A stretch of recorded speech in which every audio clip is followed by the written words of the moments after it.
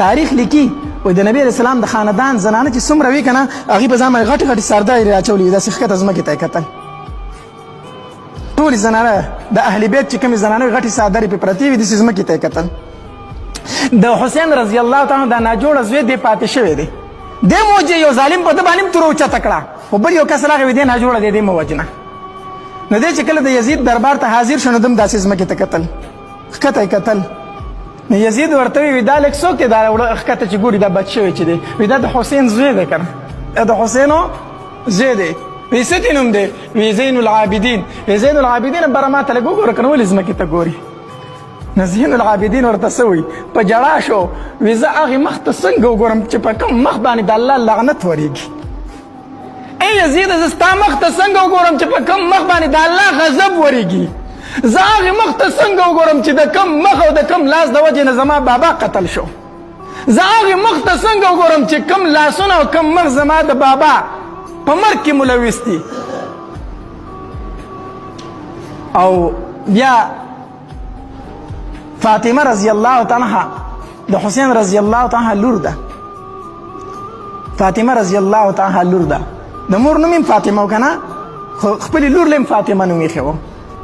وی دا زنانه پکې څوک ولاړه دا غټ صادر چې به پروت دی وی دا فاطمه د حسین لور ده کنه دا لور ده نو خپل ټبر ته وی دا زنانه ځل خپل کور ته بوزه دی اخوا بوزه کور ته فاطمه ورته ویل وی ای لعینه مزستا کور ته نه ځمه ای بدبخت زستا کور ته نه ځمه وی واوره ای بدبخت یو څو خبرې زما واوره مونږ د نبی علیه الصلاة والسلام خاندان یو مونږ اهل بیت یو مونږ سیدان یو ته به مونږ ته د وینځو په نظر د نن نه بعد ګوري تاله حیا نه درځي ته به د نبی علیه السلام د کور زنانه ورته د وینځو په نظر ګوري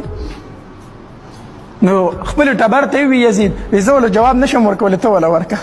زه له جواب نشم ورکولی ته ورله ورکه هغې ورته وی ټبرې وی راځئ زمونږ کره کور ته وی نه ځم ستا کره کور ته وی چېرته ځئ وی مونږ مدینې ته ولېږئ زه خپل بابا ته شکایت کوم چې ستا نوستی ستا امتیانو په کوم ظلم شهید کو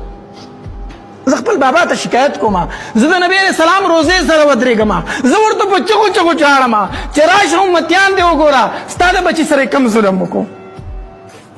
ما هلته مدینې ته ولېږه ما مدینې ته وولېږه زه د نبی اسلام قبر ته جاړم دا حسین رضی الله تعالی په دې بېدردۍ سره دوی شهید کو او چې کله حسین رضی الله تعالی څنګه شهید شو که نه نو مدینه منوره کې ام سلمه دا یو زنانه وه رضی الله تعالی هغه د خوبه ناڅاپي راپاڅېده داسې چغه یې کړه خلک ورته راټول شوي ولې دې چغه وواله وي ما په خوب کې نبی علیه الصلاة والسلام ولیدو وي ویښته په ډېر ببرو د خاورو څخه او یو د شیشې بوتل ورسره په هغې کې ورسره وینه وه ما ورته وی چې یا رسول الله تا دې څه حالت جوړ کړی دا ولې ما ته وی چې بچیا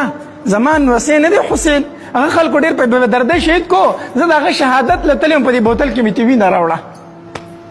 هلته کې مدینه منوره کې خبر شوله چې دلته څنګه به حسین رضی الله تعالی توره وچلېدله رونو غرض مې دا کو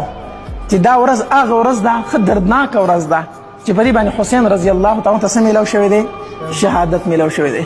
د حسین رضی الله تعالی په شهادت باندې مونږ له ویر نه دی پکار مونږ له جړاګانې نه دي پکار مونږ له دا پکار دي چې حسین رضی الله تعالی شهید شوی